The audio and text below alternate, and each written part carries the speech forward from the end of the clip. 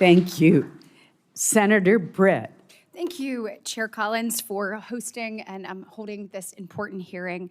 And thank you to all of you for being here, being a part of it, lifting your voice, telling your story, and working to make change.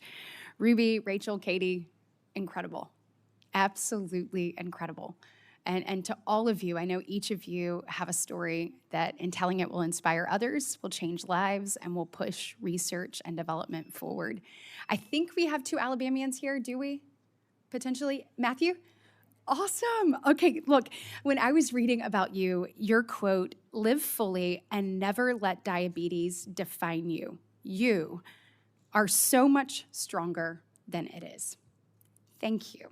Thank you. Thank you. Thank you.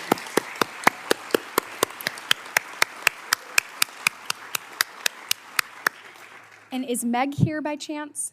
Oh, I heard you just got your back handspring. Amazing. How old are you? 9? That is incredible. I'm not sure that I could do one at 9.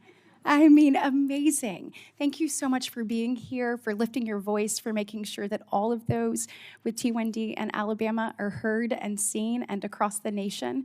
You two inspire me and all others, and I really appreciate you being here. I want to thank the researchers. Dr. Rogers, you'll have done an incredible job. When you were in front of this committee back in 2023, we had a really good exchange, and you shared with me that Alabama has one of the highest rates of gestational diabetes in the country.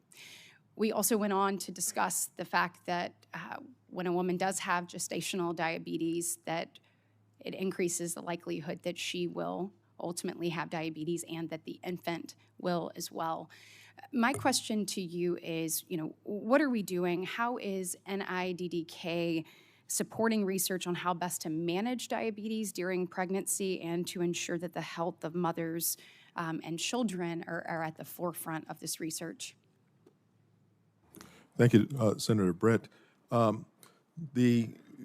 As you or some may be aware, current practice in obstetrics and gynecology is to do an oral glucose tolerance test, usually in the 3rd trimester of pregnancy, to determine whether a woman has diabetes, gestational diabetes.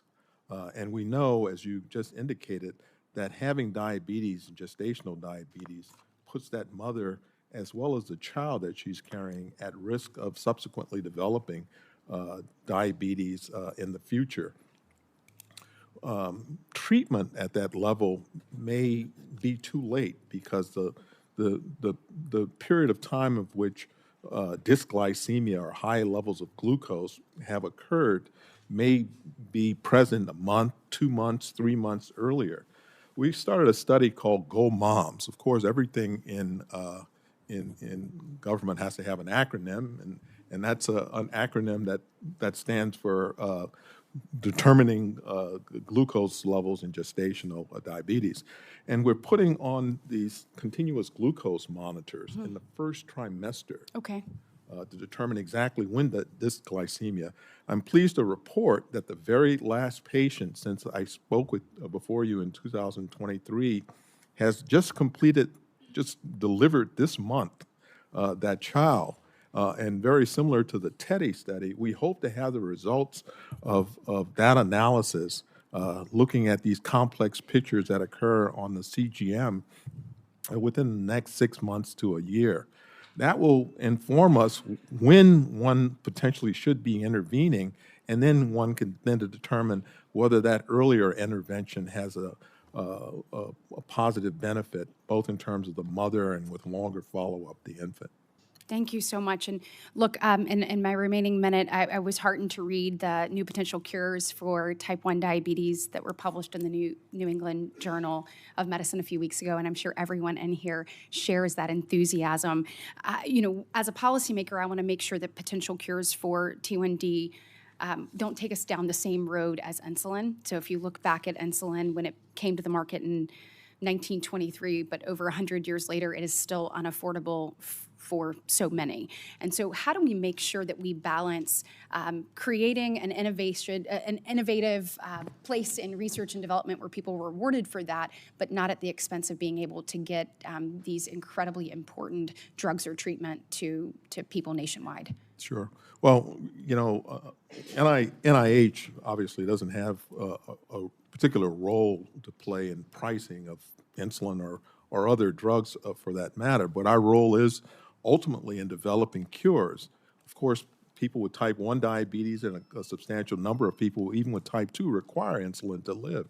And our goal is really to focus on developing a cure so that insulin, their own cells are producing the insulin as the example. And we have developed a series of other drugs early on that have gone to industry that can stimulate the insulin production even in the remaining cells. That's where we stand. Okay. Our goal is to better understand and to develop treatments, preventions, and curative strategies. Thank you. And Chair Collins, just last thing, I want you all to hear this from all of us. This is an issue. There are many issues that you see in the news that unfortunately divide us along party lines, but this is not one of them. And Democrat, Republican, we all stand united in making sure that we have the research and the treatment and the availability of these things for each and every one of you. And if you will, as a parent myself, I have a 15 and a 16-year-old. I have a dear friend who has more than one child with T1D, and watching what all she does to make sure that her child is successful and that they have what they need and that they're ready. It's a constant process. And so will all of you, incredible delegates, join me in giving a huge round of applause to your parents who work day and night and make sure that these